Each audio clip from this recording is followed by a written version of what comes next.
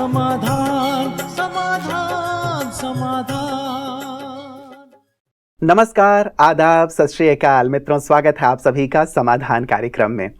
मित्रों, आज जब मैं स्टूडियो आ रहा था तो एक ट्रक के पीछे बहुत अच्छी लाइन लिखी हुई थी। मुझे वो बहुत पसंद आया, आपको भी पसंद जरूर आएगा। वो लाइन थी, खुद को सूरज बनना पड़ता है, कोई दान में देता नहीं धूप। कितनी अच्छी लाइन है ना, और बहुत गहराई है इसमें। तो मैं सोचता आ रहा था कि सचमुच व्यक्ति को खुद मेहनत करके अपने आप को स्थापित करना होता है। जो भी शिखर पर पहुंचता है या जिसने भी आज अपनी पहचान बनाई है, वास्तव में उसने कड़ी मेहनत की है, परिश्रम की है, लगन से वो आगे बढ़ा है। यदि हम भाग्य के भरोसे बैठे रहते हैं या ये सोचते रहते हैं कि शायद कोई हमारी मदद करेगा तब हम शिखर पर पहुंचेंगे या अपने जीवन में कुछ करेंगे, तो शायद वो जहां बैठे होते हैं वहीं बैठे रह जाते हैं, केवल इंतजार करते रहते हुए। लेकिन यदि हमें खुद को सूरज बनाना है तो सचमुच हमें मेहनत करनी होगी, एक सुंदर लक्ष्य बनाना होगा और दृढ़तापूर्वक उस ओर बढ़ना होगा। बहुत प्यारी पंक्ति थी, आशा है आपको भी पसंद आई होगी। आइए इसी सुंदर पंक्ति के साथ अभिनंदन करते हैं भ्राता जी का और साथ ही आज के समाधान की शुरुआत करते हैं। भ्राता जी, बहुत बहुत स्वागत और अभिनंदन है। Thank you. भ्राता जी, ट्रक के पीछे कई बार बहुत सुंदर जीवन के रहस्य लिखे हुए होते हैं। आज जब मैंने ये देखा मुझे बहुत प्यारा लगा, मुझे लगा कि आज शुरुआत इसी से की जाए। बिल्कुल अच्छी बात है। जो मनुष्य मेहनत करता है वो शिखर पर अवश्य पहुंचता है। सफलता किसी को यूं ही नहीं मिल जाती। बहुत कम लोग भाग्य के धनी होते हैं जो जन्म से ही श्रेष्ठ भाग्य लेकर आए हैं और सफलता उनके पीछे परछाई की तरह चलती है। अन्यथा मनुष्य को भाग्य की चिंता न करके अपने भाग्य का स्वयं निर्माण करना चाहिए और सफलता के लिए कुछ भी पाने का एक जुनून मन में होना चाहिए और उसके लिए कहीं कोई समझौता नहीं, कहीं झुकना नहीं, बस पाना है सो पाना है और पाकर ही चैन लेना है। यदि ऐसी उमंग और दृढ़ता मनुष्य के मन में आ जाए तो कोई भी मंजिल पाना कठिन नहीं। बिल्कुल। कई लोग लेकिन भ्राता जी भाग्य को भी बहुत मानते हैं कि भाग्य में जो होता है वही हमें प्राप्त होता है और हम कितनी भी मेहनत कर लें वो चीज यदि भाग्य में नहीं है तो नहीं मिलता। ऐसे भाग्यवादी लोगों को क्या कहना चाहेंगे? देखिए, ये ठीक है कुछ लोगों की ऐसी मान्यता, क्योंकि वो देखते हैं कि फलाना व्यक्ति कुछ भी नहीं करता और आनंद मना रहा है, धन संपदा भी उसके पीछे पीछे आ रही है, तो सफलताएं भी उसे प्राप्त हो रही हैं। परंतु जब मनुष्य देखता है कि बहुत मेहनत की जा रही है परंतु कुछ नहीं मिल रहा है, तो वो कहता है शायद मेरा भाग्य ही ऐसा है। लेकिन हमें ये नहीं भूलना चाहिए कि भाग्य के निर्माता हम स्वयं हैं। कर्म और फल, इसको हम भाग्य कहते हैं। ये है कि वर्तमान का कर्म ही वर्तमान का फल दिलाता है। इसमें कुछ सोचने की गुंजाइश है।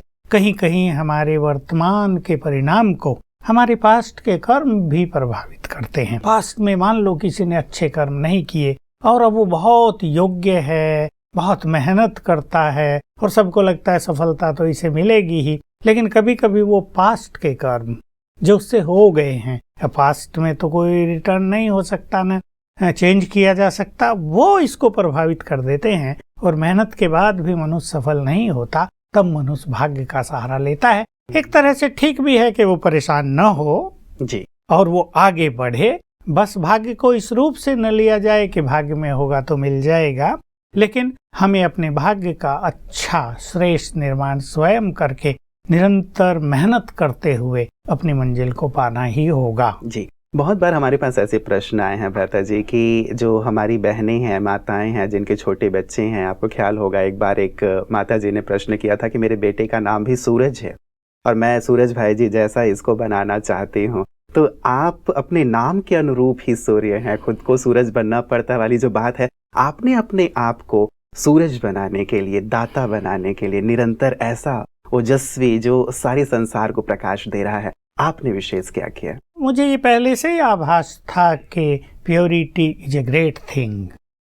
तो बचपन से ही उस ओर मेरा आकर्षण भी था।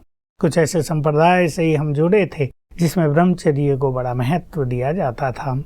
फिर एक ये था कि अपने जिम्मेदारियों के प्रति फुल डेडिकेशन।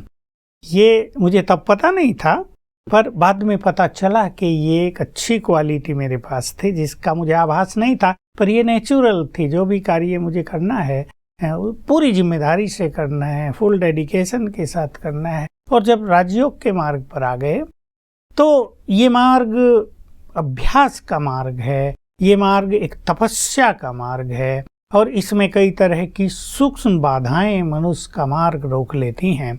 और मुझे ईश्वरीय महावाक्यों के आधार पर उन चीज़ों की अवेयरनेस हो गई थी कि इस मार्ग में ये चीज़ें आएंगी और मैं जल्दी उनको पार करने का तरीका समझता गया और उनको पार किया, क्योंकि लगन एक विशेष लक्ष्य को पाने की थी।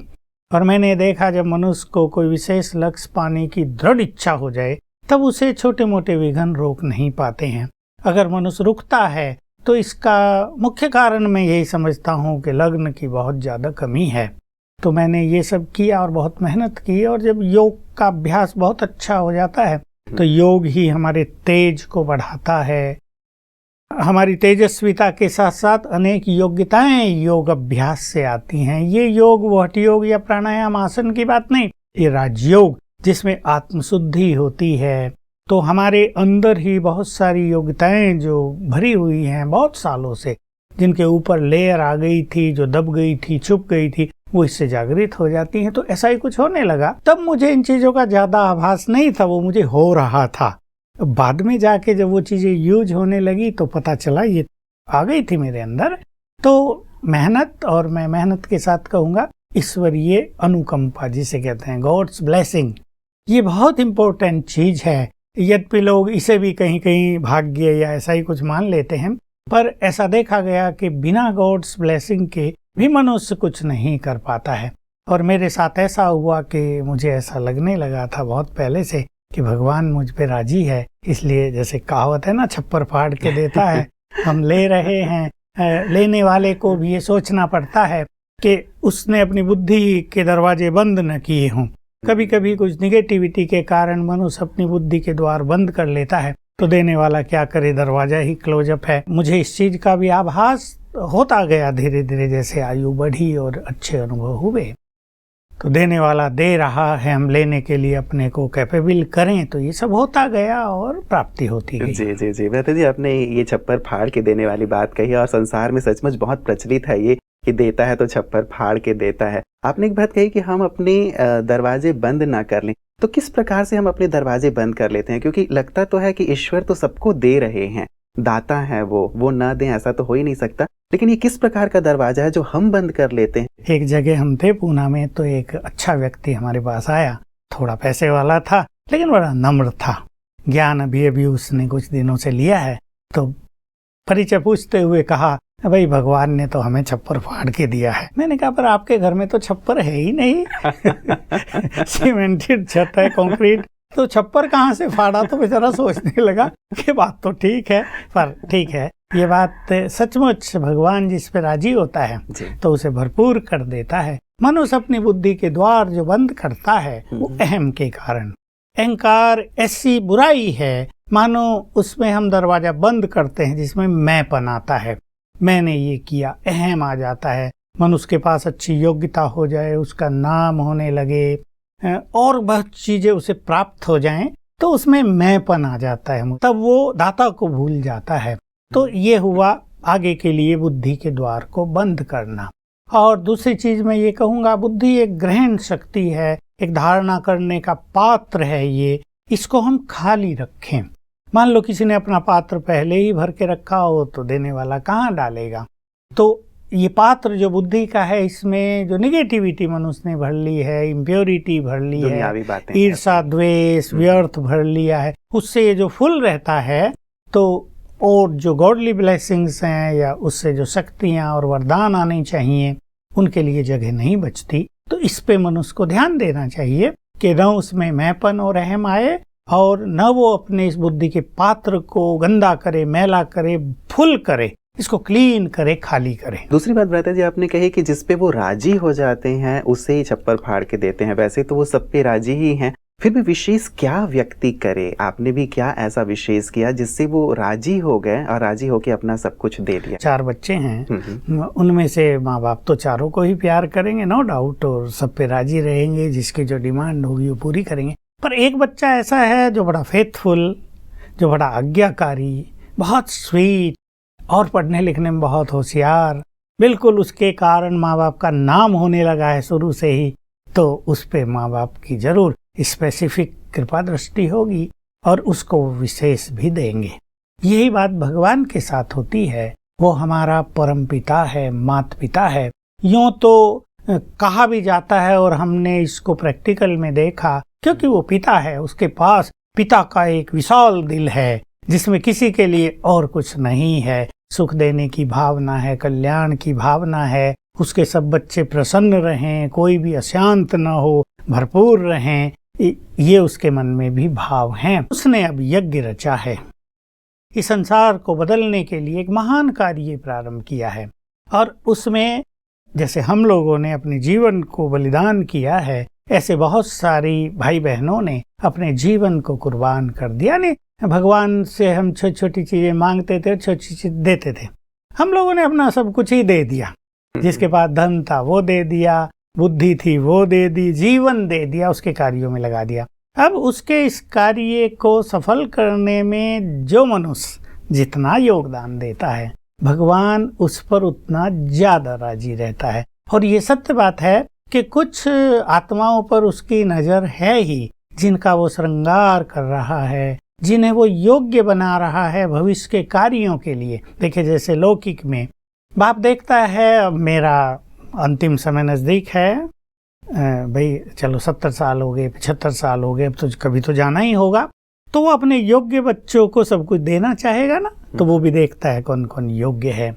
और अगर उसका बिजनेस है तो वो अपने बिजनेस की सारी टैक्ट अपने बच्चों को सिखा देगा, या जो भी होगा, और जो सीख लेगा उसको वो देगा अच्छी तरह से। सबको भी उसको देना है, लेकिन उसको खास। तो ऐसे ही भगवान की नजर भी कुछ आत्माओं पर है, जो भविष्य में अब कुछ अगले आने वाले वर्षों में उसके महान कार्य को संपन्न करेंगे। उन पे वो विशेष रूप से राजी है, वो विशेष रूप से शक्तियां, वरदान दे रहा है, देता रहता है। तो ये हम में से कुछ आत्माओं के साथ हो रहा है। फतेह जी, ऐसा नहीं है, जैसे आपने पिता की बात कही, माता पिता की बात, तो माता पिता का प्यार अपने हर एक बच्चे से होता ही है, तो अपनी शक्ति से क्या वो हर एक को इक्वली सक्षम नहीं बना सकते? देखिए, अगर इस संसार में सभी इक्वली सक्षम हो तो ये संसार का खेल सुंदर लगेगा ही नहीं। कोई भी फिल्म या ड्रामा बनाया जाता है, सब एक जैसा बोल रहे हो, सब राजा बन के बैठे हो, तो फिल्म कैसी? तो इसलिए variety is the beauty of this world drama.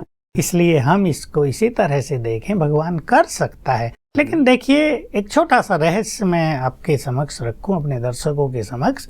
मान लो हमारे पास 10 कंटेनर हैं, एक 10 लीटर का, एक 8, 7, 5, 1 लीटर तक। अभी दूध है, 50 लीटर दूध ले आया है देने वाला। अब हमने कंटेनर रख दिया 1 लीटर का और कहा डाल दो सारा अपना। तो डालने वाला कह रहा ले लो सारा, है तुम्हारा है, पर कंटेनर ही 1 लीटर का है, तो क्या करेंगे? ऐसे ही सभी आत्माओं की एक ओरिजिनल कैपेबिलिटी, एक मूल जो उसकी स्थिति है, वो अलग अलग है।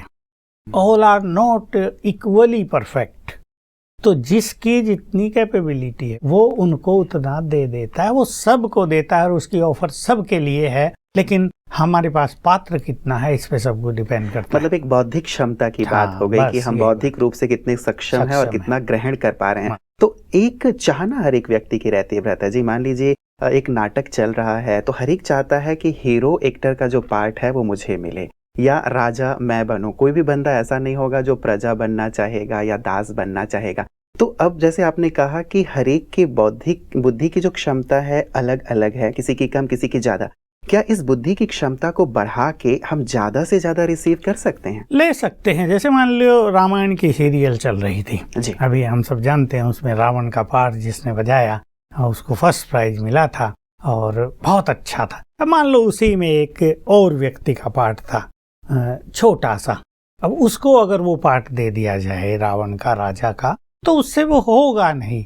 और कभी कभी ऐसा होगा कि बहुत मेहनत भी उससे करा ली जाए, उसको बहुत ट्रेंड भी किया जाए, तो भी वो उस पार्ट को प्ले करने में सफल नहीं होगा। हाँ, किसी की ऐसी योग्यताएं हो सकती हैं जिनको बढ़ाकर एक सुंदर पार्ट उसको दिया जा सकता है। पर तो बहुतों में देखिए क्या होता है, मैं स्टूडेंट्स का एग्जाम्पल दूं। स्टूडेंट है एक जिसकी सेकंड क्लास आती है, एक स्टूडेंट है जिसके 40% मार्क्स आते हैं। जब रिजल्ट आउट होगा, अगर 40 वाले को 45 मिल गए तो he will be extremely happy, आओ मजा आ गया, बहुत सफलता हुई। और अगर सेकंड क्लास जिसकी 50 आती है उसके 55, 58 आ गए तो वाह बहुत खुश होगा, गुड सेकंड क्लास आ गई, ये वो। और एक टॉप क्लास स्टूडेंट है जिसको ये इच्छा थी कि वो टॉप करे, लेकिन टॉप कर दिया, एक दूसरे ने उसके 97% आ गए, इसके 96.5 रह गए, 0.5% के अंतर से। तो ये जो टॉप मोस्ट स्टूडेंट है जिसके 96.5% आए वो खुश नहीं होगा, क्या हो गया, मैं तो पीछे रह गया, मजा नहीं आया, भगवान तुमने क्या किया, है ना। देखिए वो 45% वाला आनंदित हो रहा, हो सकता है उसके घर में मिठाइयाँ बटे आज लेकिन ये जिसकी सेकंड पोजीशन आई है और मार्क्स भी हाईएस्ट है 96.5, वो उदास है। ये होता है हमारे पास, ऐसे लड़के आते हैं, उनके पेरेंट्स आते हैं कि भाई इसको समझाओ, ये डिप्रेशन में आ गया है। तो ये ऐसी चीज है, हर एक की सेटिस्फेक्शन का लेवल अलग अलग है। तो इस वर्ल्ड ड्रामा में भी हर एक की परफेक्शन का लेवल भी अलग अलग है। जिसकी जितनी परफेक्शन है उस अनुसार जब उसे मिलने लगता है तो वो संतुष्ट हो जाता है, वही उसकी परफेक्शन होती है। बिल्कुल। फिर भी प्रता जी, चलिए वो परफेक्शन के स्टेज तक वहाँ संतुष्ट तो हो जाएगा, फिर भी एक कामना तो रहती है कि चलिए मैं वहाँ तक पहुँचूं या बहुत अच्छे से अच्छा करूं, क्योंकि शायद उसे पता भी तो नहीं है ना कि मेरी जो डिग्री है वो क्या है, तो बेस्ट चाहता है अपना। तो ये जो बौद्धिक क्षमता को बढ़ाने की बात थी, बेस्ट बनने की बात थी, उसके लिए क्या किया? नहीं, बिल्कुल ये सत्य बात है। और एक समझदार और बुद्धिमान मनुष्य को हाईएस्ट हाईएस्ट हाईएस्ट बिल्कुल हायर चलते हुए हाईएस्ट पे पहुंचना ही चाहिए। और यही एक समझदार या एक शक्तिशाली व्यक्ति की पहचान भी है।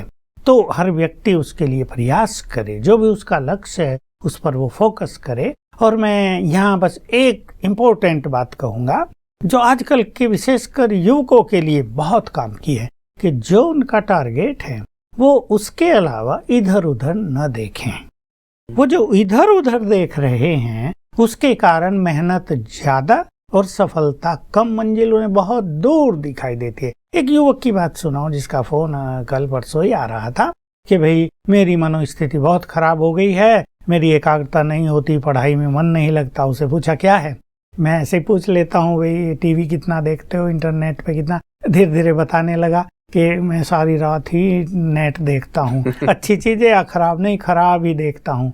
फिर नींद होती नहीं है। अब देखिए, तो नींद नहीं हो रही है, व्यर्थ चल रहा है क्योंकि नेगेटिव साइट पर जा रहे हैं, गंदी फिल्में देख रहे हैं, तो लक्ष्य कैसे मिलेगा। फिर कहा कि मैं तो कोचिंग करने आया हूँ कोटा में तो मैंने कहा अरे भाई तुम्हारे माँ बाप का भी खर्च हो रहा है, तुम्हारा भी ये मोस्ट वैल्यूएबल टाइम है, इसमें छोड़ दो ना 1 साल के लिए ये सब, फिर जब पढ़ाई पूरी हो जाए तब कर लेना। कहा क्या करूं, अब तो मैं इनके अधीन हो गया हूं। तो मैं यही कहूंगा अपने युवकों को विशेष रूप से कि उन्हें सफलता चाहिए तो वो केवल अपने लक्ष्य की ओर देखें, लक्ष्य के अलावा इधर उधर मन को भटकाएं नहीं। आज के परिवेश में ये बात मोस्ट इम्पोर्टेंट हो गई है क्योंकि युवकों की बुद्धि को भटकाने वाली चीजें बहुत मिल गई हैं। उनका संग भी ऐसा हो गया और उनकी रुचि भी हो गई है उधर भटक जाने की, लेकिन फिर जीवन भर पछताना पड़ता है। तो बस जिस लक्ष्य को पाना है केवल वही दिखाई दे रहा है अर्जुन की तरह और कुछ दिखाई नहीं दे रहा है, तो ऐसी कोई बात नहीं जो मनुष्य को रोक पाए। मतलब लक्ष्य पे एकाग्र होने की बात है विशेष करके। प्रता जी, जैसे हमारी सूर्य की बात चल रही थी कि अपने अपने क्षेत्र में, आप आध्यात्मिक क्षेत्र में एक सूर्य की तरह हैं हम सब के लिए। हर एक व्यक्ति अपने क्षेत्र में सूर्य बनना चाहता है, अर्थात सर्वोच्च स्थल तक पहुंचना चाहता है। 3 टिप्स क्या होंगे? मैं पहली चीज जो मोस्ट इम्पोर्टेंट है और जो मैं सबको देखकर कह सकता हूँ, मनुष्य को अपनी प्योरिटी ऑफ माइंड पर बहुत ध्यान देना पड़ेगा, चाहे वो युवक हैं चाहे बड़े हैं। अपने अंदर इम्प्योरिटी को स्वीकार ही न करें जब तक लक्ष्य न मिल जाए। और दूसरी चीज बहुत अच्छी एकाग्रता। और तीसरी चीज लक्ष्य यानी विजन बहुत क्लियर हो। ऐसे नहीं कि हल्का सल्का है, विजन बहुत क्लियर हो, ये है यहाँ तक पहुँचना है। लक्ष्य सबका बहुत ऊंचा होता है, श्रेष्ठ होता है। जैसे आपने कोटा के इस बच्चे की बात कही कि शायद वो आया होगा कि अब मुझे इंजीनियरिंग या जो भी मेडिकल फील्ड में बहुत आगे जाना है, लेकिन जब कुछ आदत बन जाती है ना, थोड़ा थोड़ा करते करते, तो व्यक्ति उस आदत के थोड़ा अधीन हो जाता है और शायद वो आदत बहुत बड़ा बैरियर बन जाता है सफलता के मार्ग में। तो आदत एक तो बने ना, उसके लिए ध्यान रखें जैसे आपने कहा, लेकिन अब बन गया है, बार बार उधर मेरा मन जाता है, ध्यान जाता है, एकाग्रता भंग हो रही है, कैसे उस आदत से मुक्त हाँ हुआ बिल्कुल, जाए? ये एक बहुत बड़ी प्रॉब्लम हो जाती है। जैसे इसकी ही बात है तो हमने उसको से बहुत अच्छी बातें की, लंबी बात की, तो कहा मैं क्या करूं, जैसे टाइम होता है रात को 10:30 बज गए, बस जैसे मुझे खिंचाव होने लगता है, जैसे एक शराबी के कदम वो शराब की तरफ चलने लगते हैं ना, मधुशाला तो नहीं, उसको विषशाला कहें तो ज्यादा अच्छा रहेगा। अभी भी मर गए ना बहुत सारे लोग। तो ऐसे ही कहा, मुझे बस इच्छा होती है, बस खोलूं खोलूं खोलूं। तो ऐसी बहुतों के साथ हो रही हैं समस्याएं, और विशेष रूप से ये नेट की बात विशेष रूप से। फिर क्या करता है युवक कि जब उसे नींद नहीं आ रही, जब वो इसके अधीन हो गया, तो ड्रिंक, फिर और गिरावट, फिर हेल्थ भी बिगड़ती है। इसी के लिए राजयोग का मार्ग है, ताकि एक बार उधर से मन बुद्धि को हटाकर हम स्वचिंतन की ओर अपने को ले जाएं। और इन चीजों पर विजय पाने का भी बल आत्मा को चाहिए ना, मन को चाहिए। वो राजयोग से मिलता है, क्योंकि राजयोग में हम सर्वशक्तिवान से जुड़ जाते हैं, तो उसकी शक्तियां हमें प्राप्त होने लगती हैं, तो इन बुराइयों पर हम सहज विजय पा लेते हैं। हमारे पास ऐसे बहुत सारे युवक हैं, विशेष रूप से बड़े भी हैं, जो अपनी आदतों के गुलाम हो चुके थे। बड़े भी ऐसे लोग हैं जो स्मोकिंग बहुत करते थे, या ड्रिंकिंग बहुत करते थे, या इस तरह की आदतों के शिकार थे। राजयोग के अभ्यास से वो सब छूट के ठीक लाइन पर आ गए हैं। तो वास्तव में अब मनुष्य को स्वयं की शक्तियों को पहचानना होगा, हम कितने शुद्ध हैं, हमारे अंदर कितनी प्योरिटी है, इसको रियलाइज करना होगा। मधुशाला को मधुशाला न कह के विषशाला कहा, क्योंकि वो विनाश के मार्ग हैं, जहर के मार्ग हैं। तो अगर राजयोग का पथ अपनाया जाए तो ये चीजें सब ठीक हो जाती हैं, और ऐसी कोई चीज नहीं जिसका उपचार न हो। केवल करने वाले को एक संकल्प और एक इच्छा होनी चाहिए कि अब मुझे इसको छोड़ना है। यही इच्छा बहुत महत्वपूर्ण है भ्राता जी, कि ये इच्छा कैसे जागृत की जाए कि नहीं, अच्छे रास्ते पे चलना है, श्रेष्ठ मार्ग पे चलना है। मतलब ये एक श्रेष्ठ इच्छा, ये जो श्रेष्ठ चाहना है, ये कई बार पैदा होती है, लेकिन उसमें दृढ़ नहीं रह पाता। अच्छे लोगों के साथ रहने से ये अच्छी फीलिंग्स जागृत हो जाती हैं, और जब बुरे लोगों के साथ रहते हैं तो ये अच्छी फीलिंग डेड हो जाती हैं। इसलिए ऐसे व्यक्ति को अपने फ्यूचर का ख्याल करते हुए कि जीवन यहीं तो खत्म नहीं हो जाएगा ना, कि 8-10 मास हम कोचिंग के लिए आए और बस उसके बाद जीवन पूरा हो गया। जीवन तो एक लंबी यात्रा है, तो लंबी यात्रा को सुखद बनाने के लिए मनुष्य को अच्छा संग अपनाना चाहिए, और फिर चाहिए अपने विचारों को शुद्ध करने की दृढ़ इच्छा। कुछ इस प्रकार की ट्रेनिंग दी जाती है भ्राता जी यहाँ ब्रह्मा कुमारीज के द्वारा? क्योंकि बाहर तो ठीक है, आपको पढ़ाई के लिए बहुत अच्छी चीजें, कोचिंग क्लासेस आदि मिल जाती हैं, लेकिन जीवन को सुंदर बनाना, इन बुराइयों से मुक्त रहना, मुझे लगता थोड़ी कमी है इन सब चीजों की, और ये देने वाले भी बहुत कम दिखाई देते हैं। जब वहाँ कोई व्यक्ति आता है तो आत्मचिंतन शुरू हो जाता है उसके मन में। हमारे यहाँ ज्ञान सरोवर में तो विशेष रूप से हम देखते हैं, टीचिंग से पहले ही ये काम हो जाता है। और टीचिंग तो वहाँ इस तरह की है ही कि मनुष्य के विचार बदल जाते हैं, उसको आत्मशुद्धि की फीलिंग होने लगती है कि नो, आई एम रॉन्ग। क्योंकि जब वो ऐसे बुरे संग में रहता है तो उसको ये संकल्प रहता है आई एम राइट, और ऐसे प्योर वाइब्रेशंस में आकर उसे लगता है I am wrong, now I have to change my self.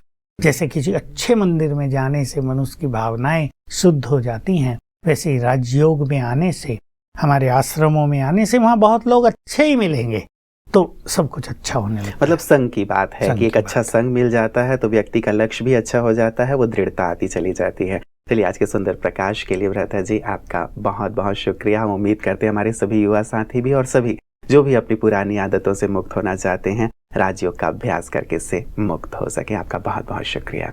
मित्रों, आदत के लिए कहा जाता है कि आदतें बदलना बहुत कठिन है। ये माना जाता रहा है क्योंकि बार बार उधर हमारे कदम बढ़ ही जाते हैं, जो गलत आदतें हमारे जीवन में आ गई हैं। लेकिन राजयोग एक सुंदर विधि है, और भ्राता जी जैसे बता रहे थे, लाखों लोग इसके उदाहरण हैं जो जीवन में पहले शायद स्मोकिंग किया करते थे या ड्रिंकिंग किया करते थे या अनेक प्रकार की गलत आदतें रही होंगी। कलयुग है, अच्छी आदतों के साथ बुरी आदतों का होना लाजमी है, लेकिन इनसे हम हार ना माने, क्योंकि राजयोग के अभ्यास से इन्हें सहज रूप से जीता जा सकता है। कई बार हमें ऐसा लगता है कि शायद यही जीवन है, लेकिन जीवन वो नहीं है। जीवन वो है जो हमें सुख दे, शांति दे, एक सुंदर उद्देश्य की ओर हमें ले चले। और एक और सुंदर बात जो आज की चर्चा से निकल के आई है मित्रों, लक्ष्य का होना बहुत इम्पॉर्टेंट है, क्योंकि जब लक्ष्य महान होता है तो ये सारी छोटी छोटी चीजें हमसे स्वतः छूट जाती हैं। आपने देखा होगा धावकों को दौड़ते हुए, यदि 10 लोग खड़े हुए हैं और दौड़ रहे हैं तो उनका जो लक्ष्य होता है तेजी से उन्हें अपनी ओर खींच रहा होता है। वो इधर उधर नहीं देखते कि मेरा साथी कहाँ पे है, मुझसे पीछे है, मुझसे आगे है, नहीं, उन्हें केवल अपना लक्ष्य दिख रहा होता है। वैसे ही यदि महान लक्ष्य हम बना लें अर्जुन की तरह, तो हम भी अपने जीवन में बुराइयों से मुक्त होते चलेंगे और हमारा जीवन औरों के लिए आदर्श बन जाएगा। इस पे सुंदर विचार जरूर कीजिएगा। हमारी शुभकामना रहती है आप अच्छाइयों की ओर बढ़ें और बुराइयां जीवन से दूर होती चलें। नमस्कार।